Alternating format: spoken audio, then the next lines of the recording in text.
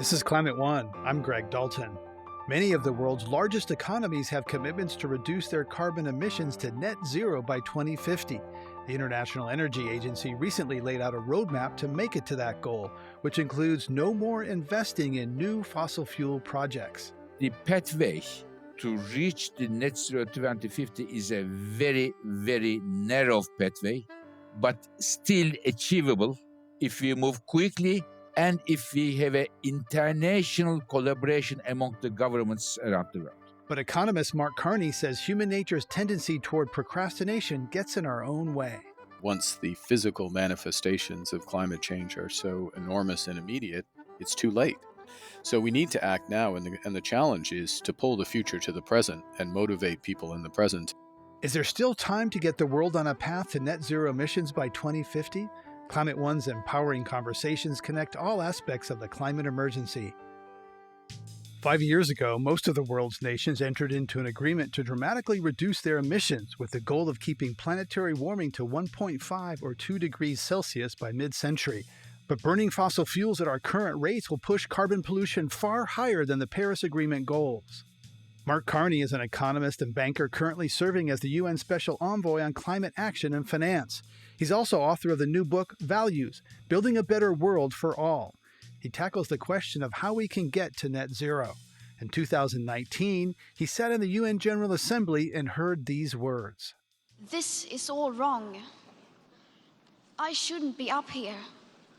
I should be back in school on the other side of the ocean. Yet you all come to us young people for hope. How dare you? You have stolen my dreams and my childhood with your empty words, and yet I'm one of the lucky ones. People are suffering, people are dying, entire ecosystems are collapsing.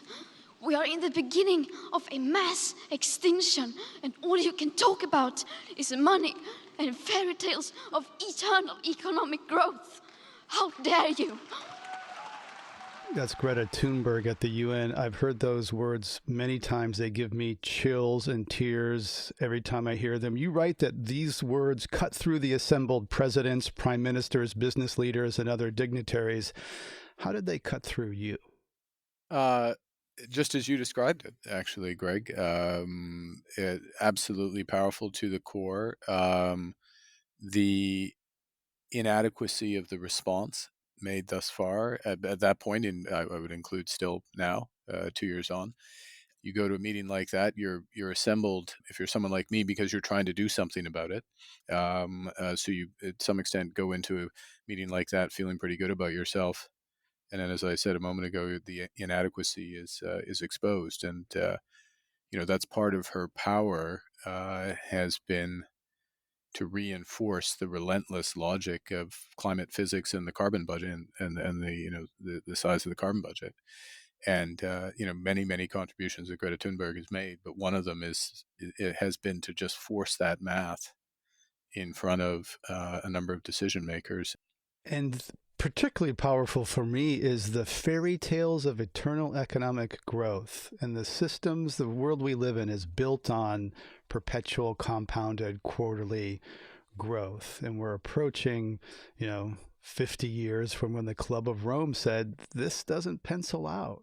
Yes. Well, this is where I have a departure from her, because the question, and this is part of what I try to get across in the book, the point of what is growth, what is value, and the extent to which a value of sustainability, to the extent to which we as a society value sustainability, value solutions that move our country, our planet towards net zero and to net zero, then that will have value, and then that will compound as part of that growth. Now, it'll be a very different type of growth than the trajectory we've been on, but the nature of growth and the nature of what we value has changed over centuries.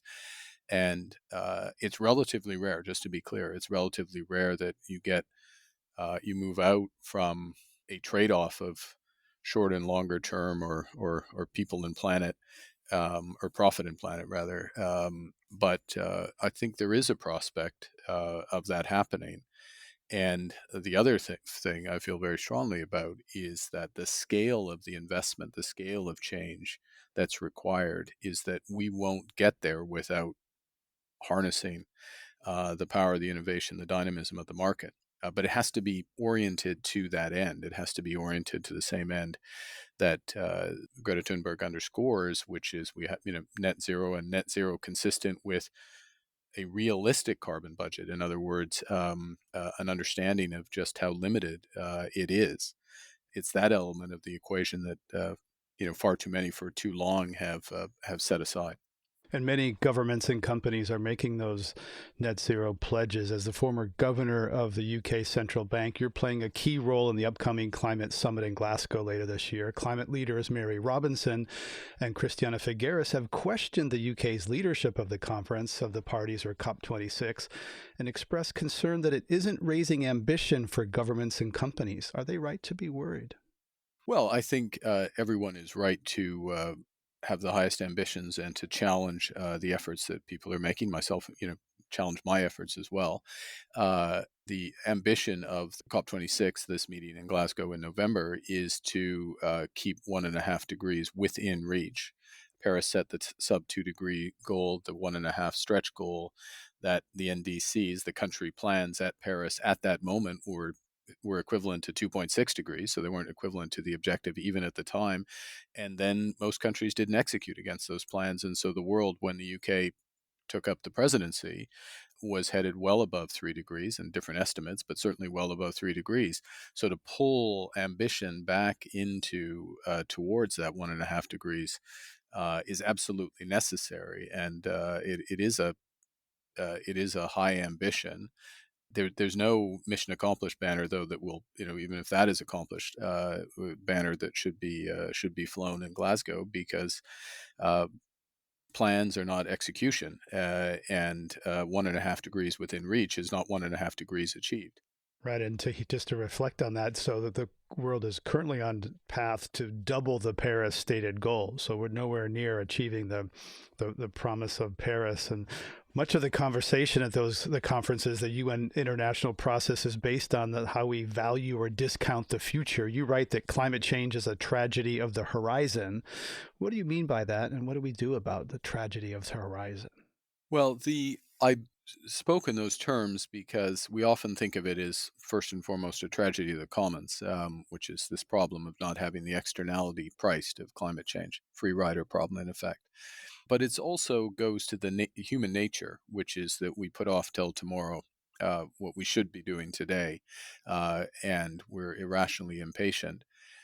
And for climate change, as you well know, once it becomes the clear and present danger, once the physical manifestations of climate change are so enormous and immediate, it's too late. The stock of carbon, the stock of greenhouse gases is such in the atmosphere that absent some technological fairy tale, to use that term, we won't be able to reverse it. So we need to act now, and the challenge is to pull the future to the present and motivate people in the present to make the types of investments and changes that are necessary. And part of what we're doing on the financial side is to accomplish that. But we can only really accomplish that if, in parallel, social pressure, consumer pressure, and government policy is consistent with addressing the tragedy of the horizon. And that's the core work. Right. And so when you mention that, I think of lots of examples to kind of bring that down. I think of Miami. It's built on porous sandstone, so building the seawall around the city won't work. They have sunny day flooding. You used to work at Goldman Sachs. Many people on Wall Street are relocating to Miami. The city needs to spend $4 billion in coming decades to retreat from some places and armor the rest. The property market is booming. Condos are going up. Banks are issuing 30-year mortgages.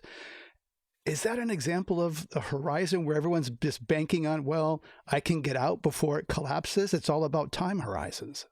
That's right. That is an example. And I'll give a counterexample to expand on what I was saying a moment ago, which is In the UK, in Canada, one of the financial reforms related to climate is to conduct so-called climate stress tests. And that's to ask banks to look at where they're lending and think about how those, whether it's a company or in this case, real estate, how that's going to look 10, 20, 30 years out from now.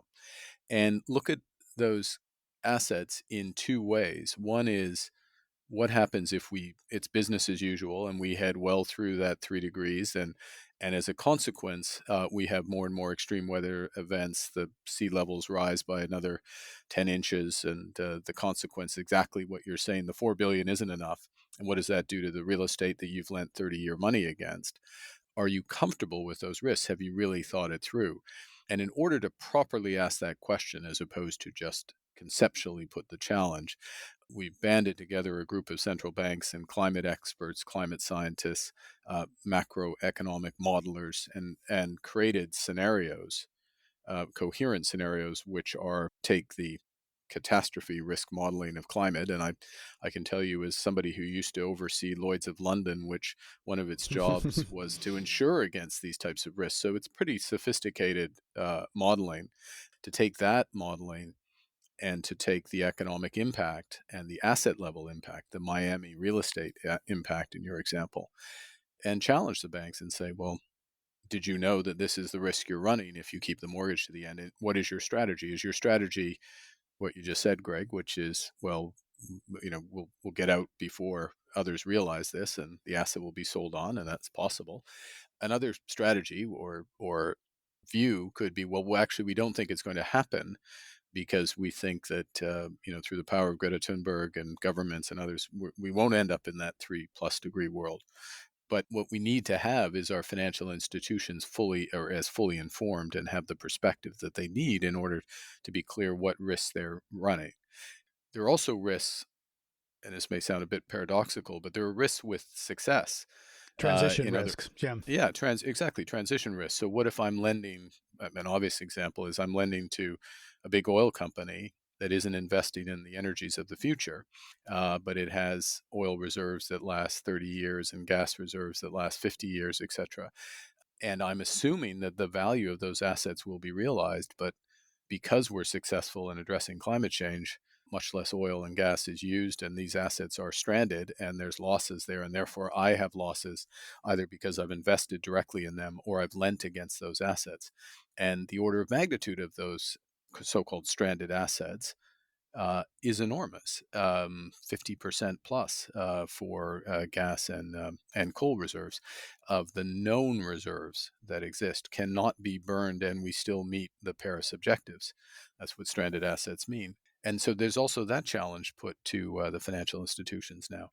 And you write that it's not just oil and gas companies and banks. You write that the European auto industry has about $280 billion in assets at risk of being stranded because of three disruptions: the electrification of cars, autonomous vehicles, and ride sharing. So for listeners who have a 401k program that's invested in the S&P 500 or some European index, are the stock markets discounting the value of European auto stocks because some of their factories may become outdated because they're building fossil fuel engines when the world's going electric? Well, that adjustment has started to happen. We see it in the extremes of valuations for Tesla and electric vehicle manufacturers and major automakers. And of course, a number of people step back and they say, well, how is that possible? The number of cars that are produced by Toyota, Volkswagen, BMW, Ford, etc., all together just dwarf the amount by Tesla. The answer is yes, but one has a clear future and the others have, let's be polite, has a murky future. Now, what's interesting is what has changed in Europe in the last 12 months. In Germany, for example, and this is most relevant, they have announced that there are no new internal combustion engine sales of vehicles after 2030. And here's an example of how you address the tragedy of the horizon. You have a clear government policy like that. It tells the German auto industry where the future is, where it isn't. It's far enough off in the distance that there's time to repurpose some of those factories to invest in electric vehicles and to adjust, build out charging infrastructure. And so that's happening. But there are assets that are no longer worth much because they were geared to emissions-heavy old modes of transport. But these are the types of policies that can then be amplified by a financial sector that has the right information and is thinking far enough ahead to where the future is going to be. And that's part of what's coming together. I don't want to oversell it. I don't want to say it's all lined up, but it's part of what's coming together as we speak. You're listening to a Climate One conversation about getting to net zero emissions with economist and author Mark Carney. Coming up, the role of insurance companies in assessing and mitigating climate risk. For the insurance covered in London, the extreme weather events have gone up 3 times in the course of the last 25 years, and the costs have gone up 8 times. That's up next when Climate One continues.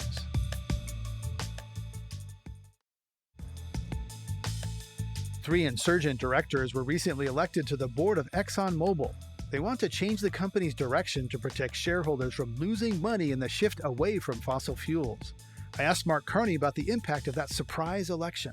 One of the things I thought is there's a return to shareholder value. If you Google engine number 1 Exxon presentation, so this is the activist investor who started this process to get those directors elected. There's an 80-plus page presentation which goes through basically the outlook for value creation, which goes back to our earlier conversation about growth and value. And the core thesis of it, backed up with some series of analysis and numbers, is that the company Exxon had not been investing enough in the fuels of the future, or the energies of the future, and that plus the prospect of stranding of assets meant that it was destroying value, and that it needed this strategic change. And of course, that's part of the job. I mean, as a board member, I've been members of boards, your job is overseeing strategy and selecting the right people to run it. That's fundamental to your job. And so the judgment, obviously, of the majority of the shareholders decided that this is right and voted their shares accordingly. It's an interesting alignment. I mean, a very important situation, but it's an alignment of value in the future, value more consistent. I don't want to oversell it. More consistent with sustainability, as opposed to value in the past, which was the existing strategy the company was pursuing. Right. So it's about money rather than virtue. I'd like to play a clip from CNBC's Jim Cramer and get your reaction on the other side. I'm done with fossil fuels. I mean, big pension funds saying, listen, we're not going to own them anymore. It doesn't matter. You think that's the biggest thing holding these guys back, and not necessarily just oil production here in the United States? Absolutely. Look at BP. It's a solid yield. Very good. Look at Chevron buying back $5 billion worth of stock. Nobody cares. And this has to do with new kinds of money managers who, frankly, just want to appease younger people who believe that you can't ever make a fossil fuel company sustainable. We're in the death knell phase. That's quite a statement from a leading figure on Wall Street, CNBC, to say, he sounds bitter about this change, and he points to millennial money managers and investors in the death knell phase. Your reaction? Well, it's interesting. I hadn't heard it.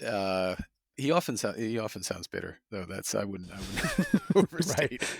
But no, it's quite instructive. I would parse out a couple of things. One is that I wouldn't put this down to use the term woke capitalism.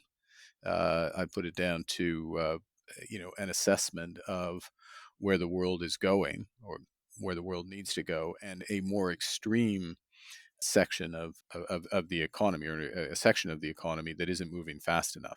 Now, one of the challenges I think we have is that within the energy sector, there are companies that are transitioning. There are companies that are trying to take now, finally, a significant proportion of their cash flows and do what engine number 1 wants Exxon to do, and these new directors will want Exxon to do, to reinvest in renewable energy and transition from the fuels of today to those of tomorrow. So now identifying those true examples as opposed to niche, kind of trophy investments that are intended to appease this issue. Greenwashing. There's greenwashing going on. As opposed to truly transform.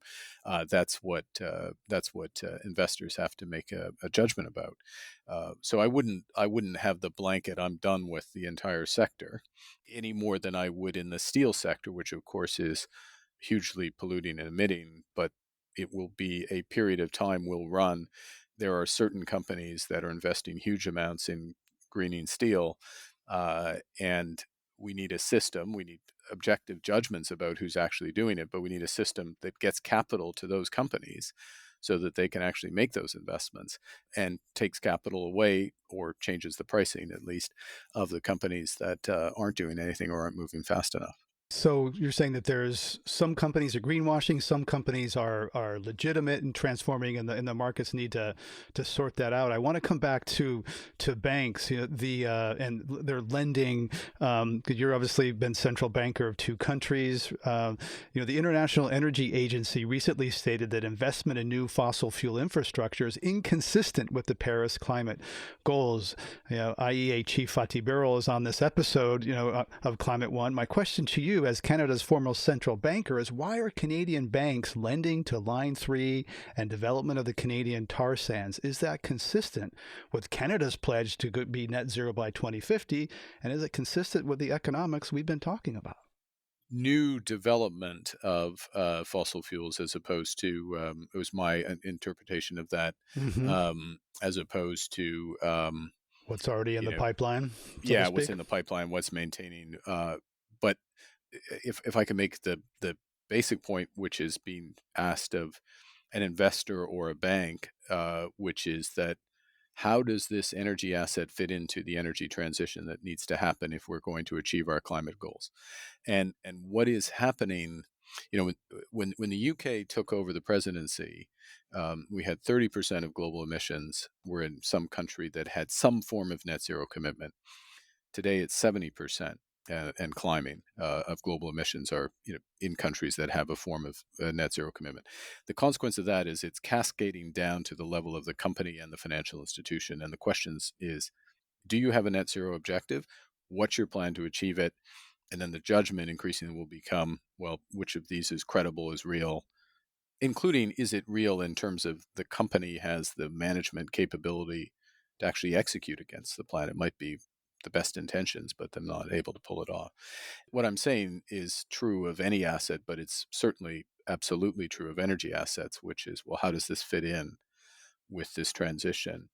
What market share are you implying you're going to have 10 years, 20 years out if you're maintaining production, for example, in fossil fuels, or even increasing production? And is that credible? Or are you effectively saying we collectively are not going to accomplish what we've signed up for? Insurance companies are another big part of the financial market. They were some of the earliest corporations to sound the alarm on climate risk. They know the numbers, and some see them as constructive actors. Others say insurance companies will exploit climate to raise prices and fatten profit margins. I talked with one insurance CEO who shrugged and said, we reprice our policies every year. If the risk goes up, we can raise our prices, right? Yeah. So how do you see insurance and reinsurance companies' role in driving decarbonization of the global economy? Well, there's a few things, and let me reinforce the point you just made, which is that's exactly what happens. As their former regulator, what happens? These are the most sophisticated managers of climate risk. If you want a discussion about how much things have deteriorated in terms of physical climate implications and where it could go, talk to a property and casualty insurer or a reinsurance company, because that's what they do all the time. And what they do is they change the pricing because it's riskier, or they stop covering certain areas. And some of that Florida real estate is going, you're not going to get insurance on it down the road if we're on this trajectory. So that's the first thing. Second is that insurance companies, on the asset side of their balance sheet, so they write these risks, they take these risks, but they invest over on the other side, so they have money to pay off and make a profit, hopefully for them and their shareholders. On the asset side, they've been some of the earliest movers on divesting of assets or managing down their climate exposure, and they're some of the most sophisticated in terms of assessing the contribution of their portfolio. Some of the big European insurers actually publish the warming contribution of their portfolio to the planet. So it's tends to be, I mean, for some of the big ones right now, it's about 3 degrees. Let's say the world's warming at 3.25, they're at 3 degrees, but then they're explicitly looking to manage that down. So to sell assets that are bigger contributors because they're not moving fast enough, and buy companies that are reducing. So what we're also seeing, and one of the things we want to have in place for this big meeting in Glasgow on the insurance side, is underwriting. So giving insurance consistent with companies that are transitioning to net zero. So it's a question of how you get insurance cover if you're operating in a sector but you're ignoring the transition. So insurance is, I view it as a leading indicator of what, well, a faithful reporter of what's happening on the ground, what they won't insure, a leading indicator of how bad things could get, because that's their job to think about that. And then the question is, are they a responsible steward of their funds, both on where they invest and what they're willing to underwrite. Just to give you the straight number I mentioned in the book, for the insurance covered in London, the extreme weather events have gone up 3 times in the course of the last 25 years, and the costs have gone up 8 times. So the insured costs, and that's adjusted for inflation. A good central banker adjusts for inflation. So that gives you a sense. And then, of course, that which is uninsured, well, I shouldn't say of course, but just to point it out, has gone up an even greater amount because they're pulling back. Yeah, and that's leaving people either uninsured or putting that risk onto the balance sheets of states and governments and taxpayers. Economists are stereotypically rational to the point of being emotionally closed off, although the field has gone toward behavioral economics lately, where they're not, the purely rational people. I'm just curious personally for you, we try to bridge the personal and systemic here. We're talking about all these numbers that are just so grave. I wonder how you handle working with the magnitude of these risks and deal with these doomsday scenarios, how you deal with it on a personal, emotional level. Well, I'm trying to focus on what we can do about it, and in a rational way, and how to organize the system so that the incentives are there to address it. And to be clear, I'm very conscious that there's no financial sector answer to this alone. I mean, we need government policy, we need people making choices, and of course we need, in the end, we're going to need more innovation. We've had tremendous innovation in low carbon technologies, and we can go a long way with those, but we can't get all the way to the end without further innovation. So first is I deal with it by trying to be part of the solution, and knowing something accumulated over the years about how markets work and how they can be a force for good is setting that up. I'd say this, Greg, that there's been a lot of progress in recent years on this. It is mainstreaming very rapidly, so that makes me more optimistic. But then when I sit down and look at the scale of the other side of the numbers, the scale of the challenge, the size of the carbon budget, I find it very difficult. And the thing that keeps coming back to me virtually every day is, you run out of time. We'll have this great conversation, but we will run out of time. And it just always comes back to me. It's like everything with climate change, there's not enough time. Mm-hmm.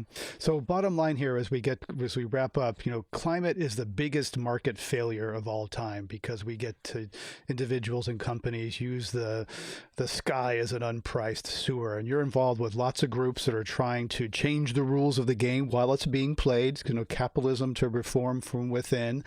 Can markets self-correct to address this big failure of climate change? I think they can. I do think they can. I mean, just to be clear, that there's a very large proportion of people in markets who view this as first and foremost a major commercial opportunity, a chance to make a very large amount of money because society's has decided to address this issue, and that's going to show up in what people, what kind of car they drive, what they eat, where they go on vacation. But it's also going to show up in government rules and regulations and laws and carbon prices and other things. Now, if that second element isn't followed through by the political process, and we all know how difficult the political process is, people won't make as much money. We won't make as much progress. So finance certainly won't do it on its own, but we have the collective we have the attention of the financial industry now, that this is a major strategic issue. And I'll add one other thing just to give a sense is I hear this all the time, that a view that getting to sustainability is like the internet. In other words, it's something that affects absolutely everything, which is true, and therefore you have to be knowledgeable, and you can make a lot of money or you can lose a lot of money if you're not thinking about it in those terms. And of course, like the internet, if we remember, when I say the internet, I mean, going back to the mid 90s, the information superhighway, as they used to be called. Right. But something that has seeped into all of our lives, and we don't, to the extent we don't even know. But there are these waves of euphoria, and then a bit of despair, and then kind of bounces back up, and that's what we're going to need in order to get there. Mark Carney is an economist and banker currently serving as the UN Special Envoy on Climate Action and Finance. He's also author of the new book, Values, Building a Better World for All. Mark Carney, thanks for sharing your insights on Climate One, and I hope that Glasgow is a big success that raises ambition, because we certainly, there's a lot riding on it, and we need it. Thank you very much, Greg. It's a true pleasure to be on. You're listening to a conversation about the challenges of getting the world to net zero emissions by 2050. Coming up, the head of the International Energy Agency on what steps will be needed to get us there. 1 ton of CO2 going to atmosphere from Jakarta or from Los Angeles or from Paris, it has the same effect on everybody. The emissions don't have a passport. So therefore, we have to find a global solution here. That's up next when Climate One continues. The International Energy Agency recently made headlines by creating a roadmap to get the world to net zero emissions by 2050. The report determined that we don't need to invest in new fossil fuel supply projects to meet projected demand. Fatih Birol, Executive Director of the International Energy Agency, unpacked this latest report and its findings. What is happening today is that the more and more countries around the world, United States, Canada, all European countries, Japan, Korea, New Zealand, and China, they made commitments to bring their emissions to net zero by 2050. Why? Because the scientists tell us it is the only way that we can keep our planet more or less as it is now.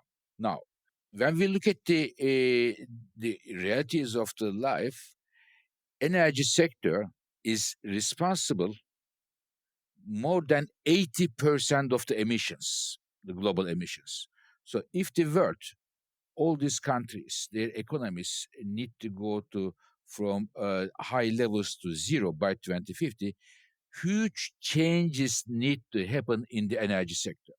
So what we have done, we have translated those government targets imposed by the scientists to energy sector. What needs to happen in the energy sector so that the emissions decline and go to net zero by 2050?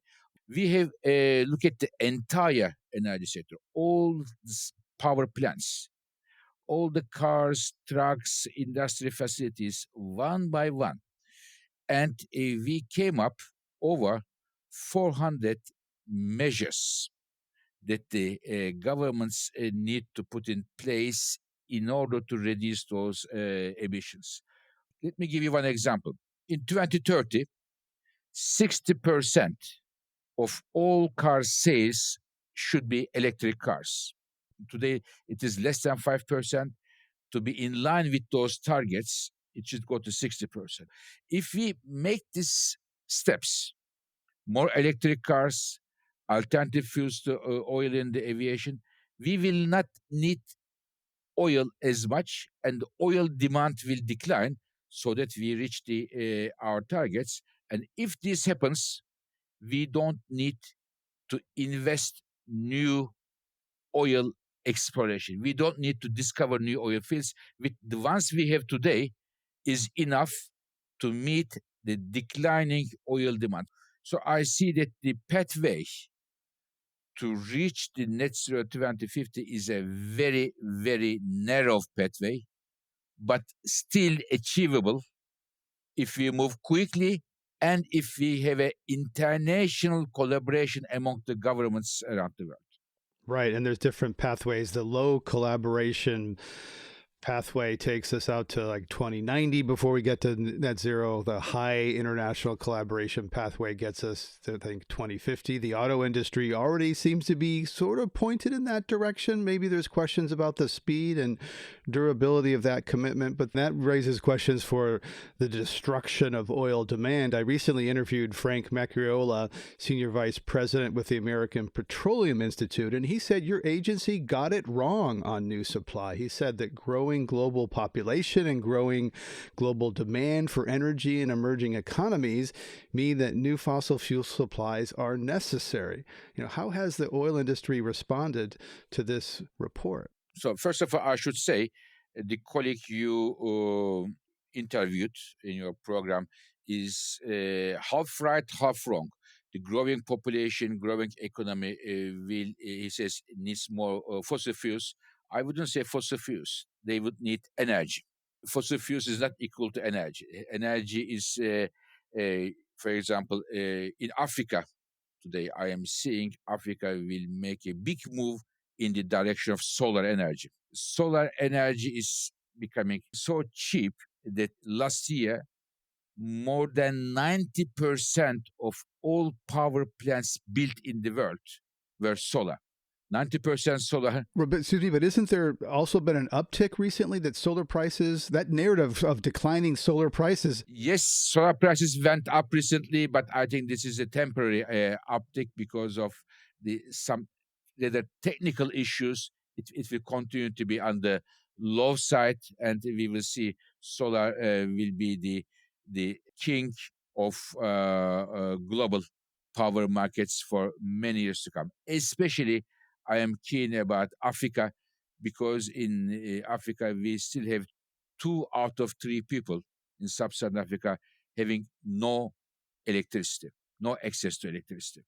And can you believe it? In Africa, the continent which gets the brightest sun, most sun, and the amount of power plants from solar in Africa is only 1/3 of in the United Kingdom. So this is heartbreaking data for me. But I believe Africa will make a big push in terms of solar energy and bring tens of millions of people electricity through solar. Okay. Mm-hmm. Of course, some countries will still use natural gas, oil, and others. But if the electric cars become the first choice of the customers, the population around the world, with the declining costs, then there will be a big shift from the current car models. Now, how the oil industry reacted? Mixed reactions. Some European and some North American now are taking our report as a basis to develop the investment strategies, but some others, for example, one Middle East oil minister thought we are too optimistic. This is a beautiful dream. It's like he called the nickname is La La Land, one of the minister. La La Another, Land. Okay. yeah, another minister from a big Eastern European oil and gas producer said it is far too optimistic that such a technological change happens. I respect all of these views, but what I don't respect is that we cannot dispute the need for action to address climate change. This is, in my view, out of question. So the net zero scenario envisions a 90% reduction in coal by 2050. Today, coal is declining around the world, but it is growing in China. So some people would say that a lot of good things can happen, but coal in China could outweigh other positive changes. So what do you see regarding any indication that China will change its path on coal? You're completely right. And what China will do, what China will decide in general on climate change and energy, will decide whether or not the world can reach its climate goals, full stop. And especially in terms of coal, today, half of the coal in the world is consumed in China, other half everybody put together. So this is just to put it the point stronger. Now, I see that even in China, there is a weakening of the commitment in coal. This is number one. Number two, the declining cost of solar energy, together with wind, onshore wind and offshore wind, will make even existing coal plants, running existing coal plants, not profitable. Number three, in China, but also in India, there is another driver which will lead to reduce coal use, which is air pollution. And you will see that the Chinese, the citizens in the big cities, are not very happy for the air pollution coming from the coal plants. And there may be hiccups here and there, some zigzags, but I would expect that China will also move in a direction that we will see a terminal decline of coal. How much of an impact has COVID had on fuel switching and the carbon curves? You said that oil took the biggest hit. Have we hit peak oil demand, as many have suggested, because of structural decline in oil demand caused by COVID? Last year, 1 year ago, I said, and we wrote it down and everywhere, I said the oil will not peak unless governments take right policies and provide the incentives for the alternatives. People are thinking that we will not drive as much as before because there is the teleworking and people have now better understanding of the environmental challenges. They are much more environmentally aligned. I don't buy it. There should be strong either regulatory or fiscal incentives for the drivers, for the people to move them in the right direction. And I said, if the governments do not take the necessary measures, we will go back there where we were before the peak. And our numbers show that as of next year, if no changes happen, we will be there where we were before the COVID. There's also an ongoing debate about technology and innovation. One camp says technology exists, that it needs to be deployed, which will drive down costs. The other camp says no, existing technology is not enough. We need big new innovations to decarbonize the global economy. Where are you on that? Since I am in Paris, in France, I would say a French answer, yes and no, in between. So why yes, why no? Yes, because there are some technologies such as the solar, wind, efficiency, electric cars, which are definitely, we can have a massive expansion of those because they are already in the market, and which is a very good news. But they alone will not bring us to our climate goals. They will be very important major drivers, but we need huge decarbonization of iron and steel, for example, in industry, huge drivers, cement, or the trucks. We talk about electric cars, but trucks are very important, or the buses, or aviation. You cannot run the jets by solar energy, at least for now. So we need new technologies in addition to what we have now, different technologies, other technologies to complement the existing ones, and without them being part of the solution, especially those sectors which we call hard to abate sectors. It will be difficult to decarbonize them. So we need both of them. So the pathway, your scenario for net zero by 2050, which matches some of these countries' commitments, I think China's out at 2060, is now less than 30 years away. When I look back 30 years, 1991 doesn't seem that long ago to me, but I don't think humans are very good about looking that far into the future. So how do you convince people that 2050 is actually really soon, especially when it comes to energy? And are facts and charts and figures the best way to really reach people and drive home that urgency? I completely agree with you. It is the reason what we have done is between now and 2050, we have milestones every year, what we have to achieve, what we have to do. And as of this year, we are going to look what countries promised against how they perform. So are they on track or off track? And we are normally an energy organization. Our normal counterpartners are energy ministries, energy companies. But I am since 1 month, I am talking with all the big investors, financial institutions, because of the very reason that our report, in my view, gave a unmistakable signal to the investors. You have the risk of putting your money in the old technologies, which in turn means that you will make big losses. And there may well be an opportunity in new clean technologies where there may have lucrative profits for you. We gave this unmistakable message with the numbers, facts, and figures, and it is the reason we are seeing huge interest from the institutional investors, the pension funds, private institutions, etc. So the investments that will be made in the next few years will show which direction the world will go, including the ones in the United States. Yeah, we're seeing that. So the increasing investor interest, increasing investor importance, pressuring ExxonMobil, shareholder resolutions, all those sorts of things. You know, COP26 is coming up in Glasgow in November. That's the International Climate Summit.